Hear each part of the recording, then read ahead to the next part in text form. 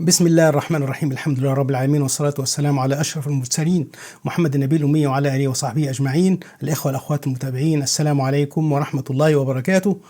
أهلا بكم. هذه الليلة عندنا تقريران مترجمان عن الموضوع ليشرح فكرة السيطرة الصهيونية على النظام السياسي الأمريكي وعلى البيت الأبيض وعلى وجه الخصوص ترامب في الوقت الراهن. الحلقة بعنوان لماذا يخاف ترامب من نتنياهو واللوبي الإسرائيلي، أو كيف يسيطر نتنياهو واللوبي الصهيوني على النظام السياسي الأمريكي وعلى ترامب خاصة.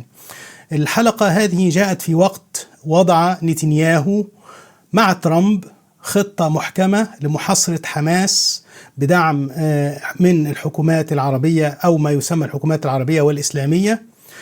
فالتقرير اليوم بيشرح بدقة كيف يسيطر هذا اللوبي الصهيوني ولماذا يخاف ترامب من نتنياهو. التقرير هم عبارة عن تقريرين. التقرير الأولاني لعالم السياسة الأشهر جون ميرشايمر اللي احنا أذعنا له كتير أشياء مترجمة. هو أستاذ للعلوم السياسية في جامعة شيكاغو أكثر من 40 سنة، وبيشرح بشكل إجمالي كيفية سيطرة اللوبي على ترامب.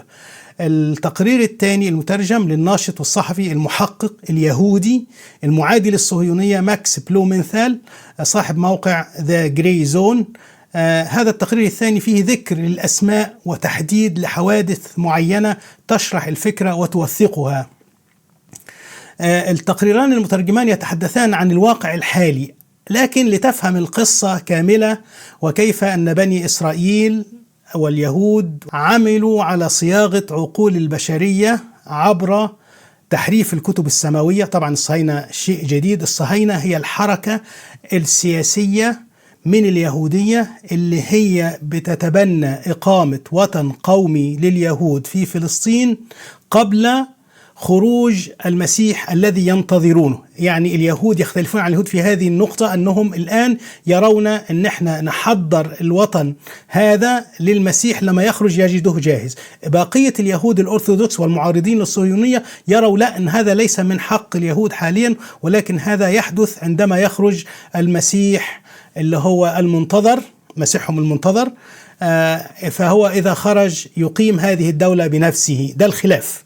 فالصهيونية طبعا شيء جديد، لكن احنا بنتحدث الآن عن الإسرائيل، عن بني إسرائيل اللي عملوا على صياغة عقول البشرية عبر تحريف الكتب السماوية لتخدم الهدف بتاعهم. فعليك لتفهم ذلك بفيلمنا التوعوي الثقافي الوثائقي شفرة سورة الإسراء، لأن فيه استضاءة بالوحي وبيان لوقائع التاريخ. لن أطيل عليكم. هذا هو التقرير المزدوج لماذا يخاف ترامب من نتنياهو واللوبي الصهيوني. You know, Trump said he would stop Netanyahu from annexing the West Bank. How can he do that? Well, I don't know. I mean, he certainly has it within his power, but when you look at what the lobby can do to him, it seems to me that Israel and the lobby have something on him. He has zero maneuver room. Well, what can they do to him since he doesn't and have to and can't run for re-election? They may have very embarrassing material on him that he just absolutely does not want in the public domain. I mean, think about the Jeffrey Epstein files. Don't you find it quite remarkable the extent to which the Trump administration, and before that, the Biden administration, went to allow these files out into the open? There has to be lots of material in there that's very damning for a lot of very important people. If there are pictures of Donald Trump doing something that would be unanswerable if the public saw it, wouldn't the Biden people have gotten that out during the election to help Kamala Harris? No, because there are probably pictures as well of Democrats who would be devastated or destroyed if the tapes of them were released as well. Wow. Again, you want to realize that the Biden administration had zero interest in letting the Epstein files out, and the Trump administration has followed suit. So would the donor class destroy Trump? He's their best friend they've ever had in the White House. if Trump turned on Israel, they'd go to enormous lengths to destroy him. I find it hard to believe that you even asked that question. That's the way they operate. They're incredibly ruthless, and they believe that Israel's survival is at stake here.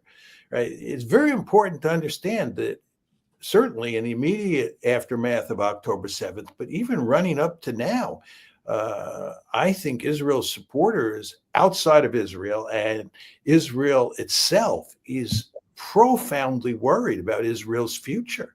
I mean, its reputation has been destroyed. If you look at public opinion polls, the New York Times has just done a big public opinion poll, Right. gauging where the American public is on Israel.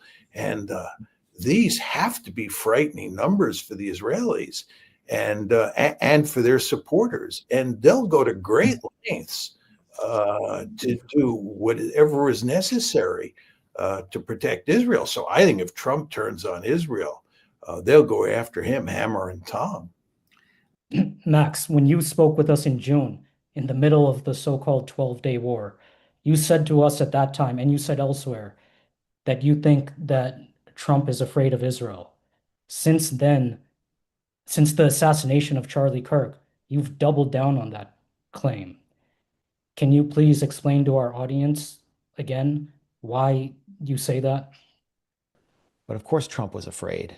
Of course, Trump is completely controlled and cowed and cucked by Netanyahu. That's why Netanyahu, according to Tucker Carlson, someone who's much more connected than I am to Trump world, said that Netanyahu is running around the region bragging about controlling Donald Trump. Can't. I mean, Bibi's running around. This is a fact. I'm not guessing about this because I talked to people he said it to, is running around the Middle East, his region, and his own country and telling people point blank, just stating it, I control the United States. I control Donald Trump. He's saying that. And again, I'm not guessing at all. That's a fact.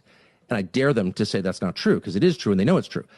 I mean, Netanyahu said this openly about the U.S. before, or at least he said it in private, and the video was leaked in 2001. He was bragging to a small group of settlers.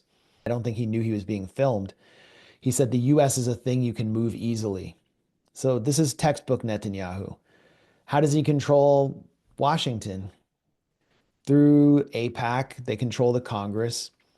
They control media through assets, cutouts like Larry Ellison. They're controlling Trump through Miriam Adelson. They're controlling Marco Rubio through Paul Singer, his largest donor, who is just a neocon representing Israel. Ike Perlmutter, longtime donor to TPUSA, also big donor to Trump. He's another pro-Netanyahu donor. Ron Lauder. There are so many of them. Actually, if you're watching this now, you can look up Netanyahu's millionaire and billionaire list, and you can find online a handwritten list of millionaires and billionaires inside the United States that Netanyahu uses personally. He personally wrote this list up to exert control over U.S. politicians. But then there's the assassination factor. Donald Trump has faced 2 assassination attempts. The trial of one of his would-be assassins, Ryan Routh, just wrapped up. And with very little fanfare or media interest, Routh was sentenced to life in prison, tried to stab himself in the neck with a pen before he went to prison. None of his links, direct links to Ukraine, were mentioned. Ryan Routh was recruiting for Ukraine's International Brigade in Kiev. He had had meetings with the Helsinki Commission on Capitol Hill. This is strange, and none of it is mentioned today. And we scarcely ever hear about the first assassination attempt, which missed Trump's head by a few millimeters in Pennsylvania. And now there's a third major assassination that took down Trump's top, I would say, like his top activist operating in the field, someone who is on his way, on a trajectory towards running for the presidency, probably would have gone into the Senate or been a governor at some point. And you don't think that Trump is frightened? And then, I mean, they can't even protect their own guy.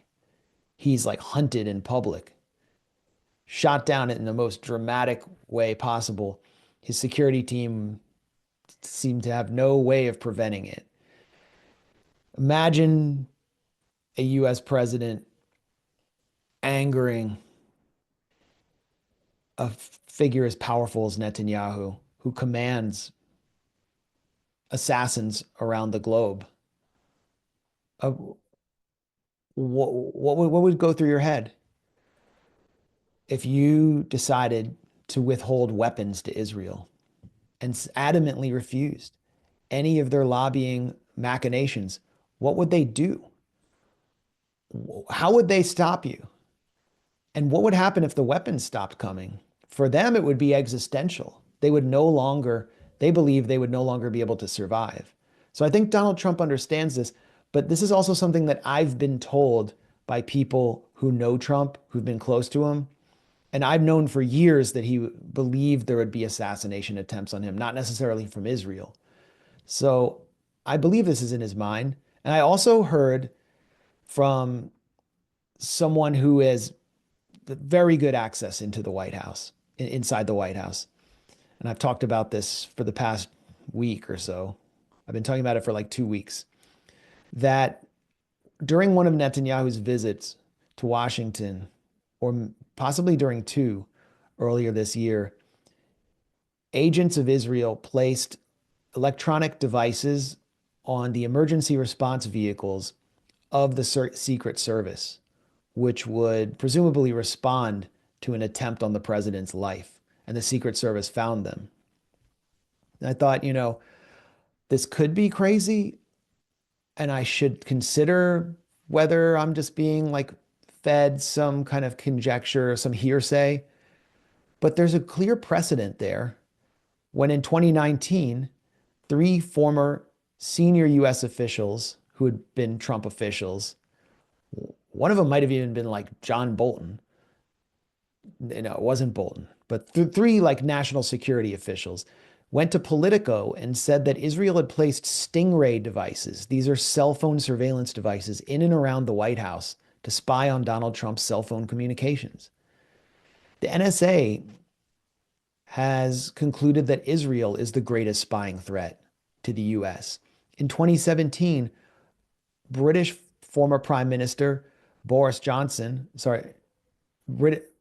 he was British Prime Minister Boris Johnson, in his memoir, wrote that Benjamin Netanyahu had used his personal toilet, and afterwards, his security detail found a listening device placed in the bathroom by Netanyahu personally.